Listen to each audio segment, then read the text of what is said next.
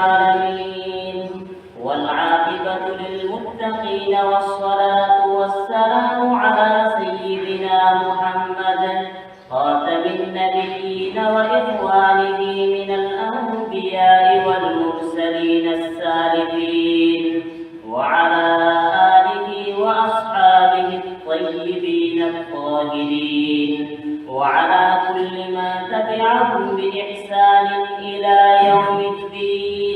أما بعد، فإن أصدق الحديث كتاب الله، وأحسن الهدي هدي محمد صلى الله عليه وسلم، وخير الأمور عوازمها، وشر الأمور محدثاتها، وكل محدثة بدعة، وكل بدعة ضلالة، وكل ضلالة في النار.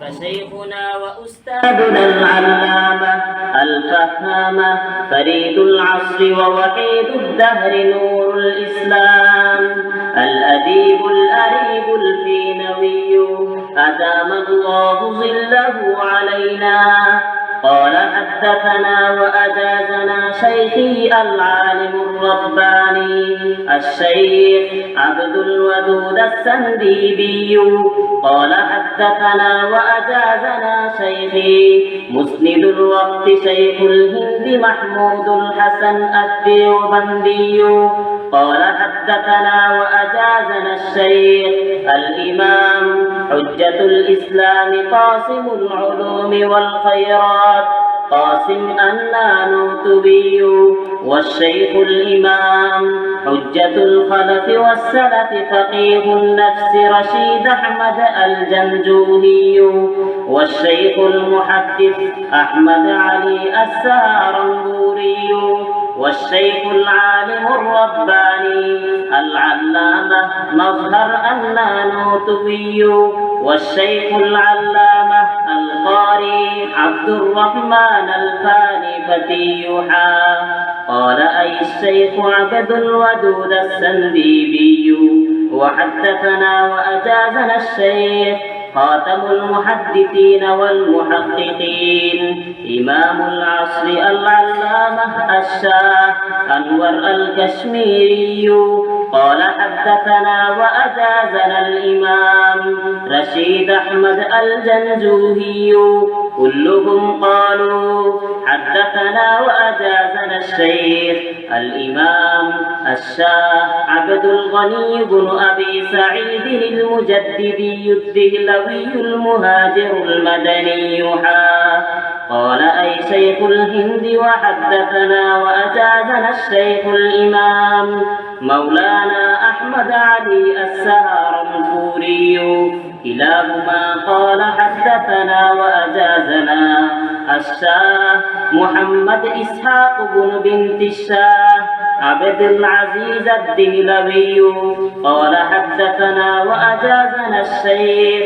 الإمام الشاه عبد العزيز بن الشاه ولي الله العمري الدهلوي قال: حدثنا وأجازنا الشيخ الإمام مسند الهند الشاه ولي الله أحمد بن عبد الرحيم العمري الدهلوي قال: أخبرنا الشيخ أبو طاهر محمد بن إبراهيم الكردي قال: أخبرنا والدي الشيخ إبراهيم الكردي قال: قرأت على الشيخ أحمد القشاشي قال: أخبرنا أحمد بن عبد القدوس أبو المواهب الشناوي قال: أخبرنا الشيخ شمس الدين محمد بن أحمد بن محمد الربلي عن الشيخ زين الدين زكريا بن محمد أبي يحيى الأنصاري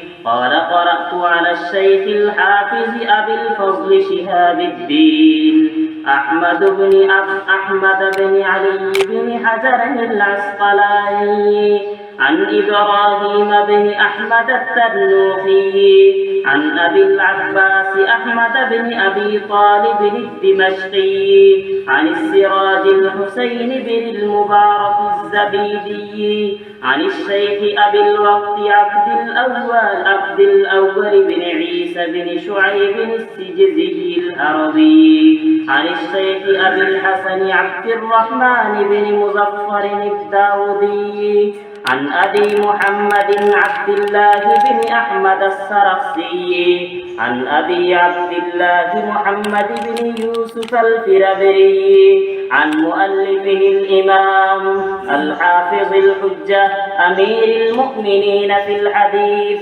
أبي عبد الله محمد بن إسماعيل بن إبراهيم بن المغيرة بن بردسبة الجعفي اليماني البخاري رحمة الله تعالى عليهم أجمعين.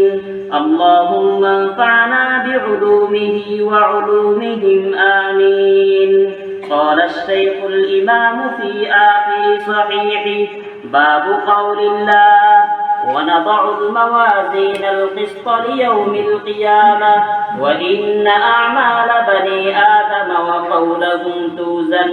وقال مجاهد: القسطاس العدل بالرومية، ويقال القسط مصدر المقسط وهو العادل، وأما القاسط فهو الجائر.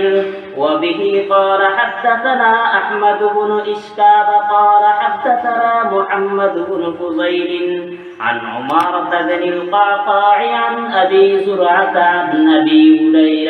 عن أبي هريرة رضي الله تعالى عنه وعنهم قال النبي صلى الله عليه وسلم: كلمتان حبيبتان إلى الرحمن خفيفتان على اللسان ثقيلتان في الميزان سبحان الله وبحمده سبحان الله العظيم.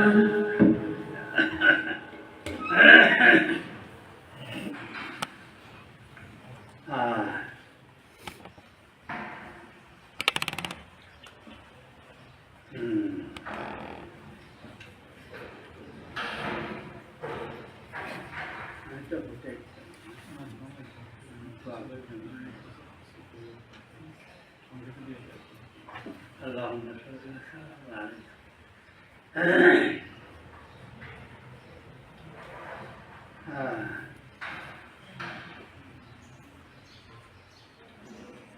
صحيح إمام الكل أعني محمدا كتاب سيبقى في العصور مخلدا كتاب أراد الله كون مقامه وعيد كتاب الله في الفضل والهدى. رب العالمين حكم الحاكمين إرادة كتشم جامع صحيح الإمام بخاري رحمة الله عليه كلام الله شريف الفضل تر مرتضى. الله أكبر. هاي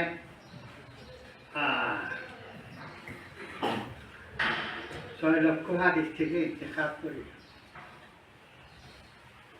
এক একটা হাদিস ইমাম বুখারী রাহমাতুল্লাহ আলাইহি 6 লক্ষ হাদিস আর বেশি হাদিস ছিলেন। তো এই হাদিসগুলো জমা করার সময় দুইরকম নফল নামাজ পড়ি, সালাতুল ইস্তিখারা দোয়া করি, আল্লাহ পাকের কাছে, ইয়া আল্লাহ এই হাদিসটা আমাদের নজরে জাহিরভাবে তার মধ্যে কোনো ইল্লত নাই, কিন্তু তারপরেও যদি আল্লাহ জাল্লাহ শানুর দরবারে কোনো একটা ইল্লত থাকে আমার কলবে ডাল দেন, এইভাবে দোয়া করি। তখন যদি কোনো ইল্লত ছিল না থাকলেই তারা বাদ দিচ্ছে। এইভাবে প্রত্যেকটি হাদিসের জন্য 2 রাকাত নফল নামাজ পড়ি দোয়া করি সিয়ারত করি, এখানে জমা হচ্ছে না। সহিহ বুখারী শরীফের আল্লাহু আকবার। 6 লক্ষ হাদিসের ইন্তেখাব হাদিস থেকে অল্প কিছু হাদিস এখানে জমা হচ্ছে। আল্লাহ জাল্লাহ শানু রাজা কালামুল্লাহ শরীফের পরেই সহিহ বুখারী শরীফ মর্যাদা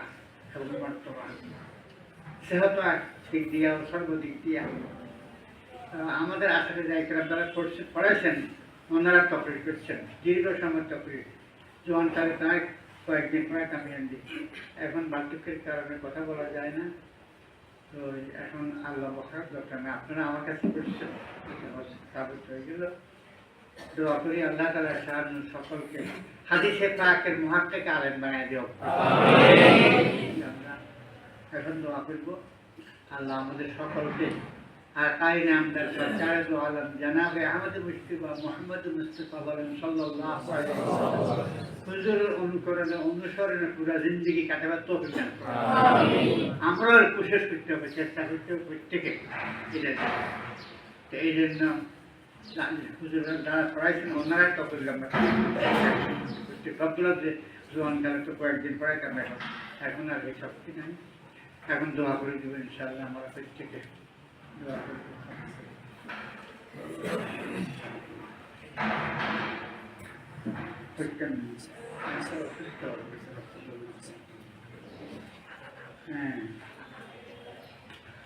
ইমাম বুখারী রাহমাতুল্লাহ আলাইহি কিতাবের সর্বশেষ নম্বরে যে হাদিসটা আনছেন,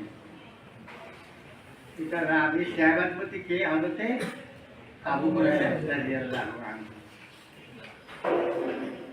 উনি আবু হুরায়রা আনহুর হাদিস সর্বশেষ নিয়ে আনছেন রাদিয়াল্লাহু আনহু।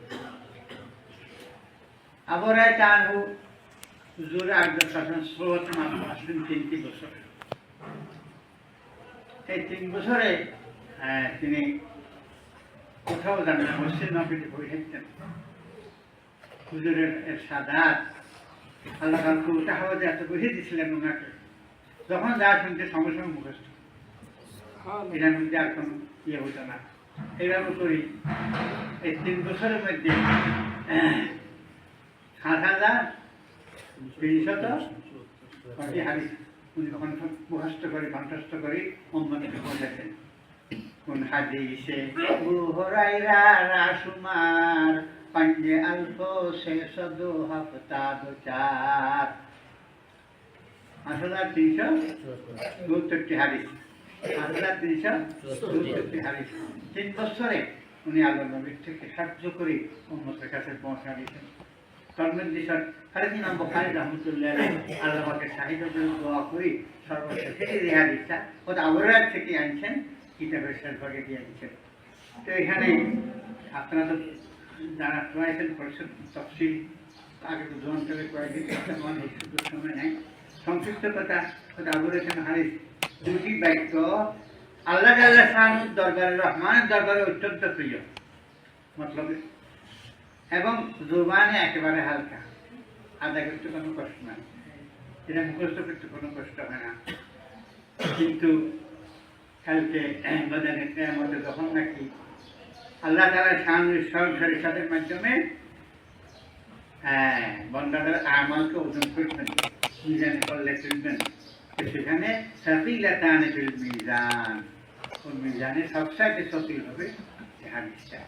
রিওয়ায়াতটি সুবহানাল্লাহি ওয়া বিহামদিহি সুবহানাল্লাহিল আযীম, আল্লাহু আকবার, সুবহানাল্লাহি ওয়া বিহামদিহি সুবহানাল্লাহিল আযীম। তারা বুঝে সহজ, আদা কিছু সহজ, কোনো বেশি লাগে না। তো এই জন্য ইমাম বুখারী রাহমাতুল্লাহ আলাইহি এই কিতাবটা 2টি বাক্য জবানে অত্যন্ত হালকা, মিজানে ফল্লা কাল মদানি কিয়ামতে অত্যন্ত ওজনী, এখানে আগারে জিকির করছে। তো আমরা এটার উপরে আমল করবো ইনশাআল্লাহ। চলতে ফিরতে উঠতে বসতে আমরা বেশি কাজটার সাথে এটা করবো। আল্লাহ পাক আমাদের সকলকে করবো। আমি তো লম্বা কথা এখন বলতে পারি না, জোয়ান করে বলতে পারছি কয়েক ঘন্টা। এখন দোয়া করেন আল্লাহ আমাদের সবাইকে তৌফিক দান করবে এবং কবুল করবে।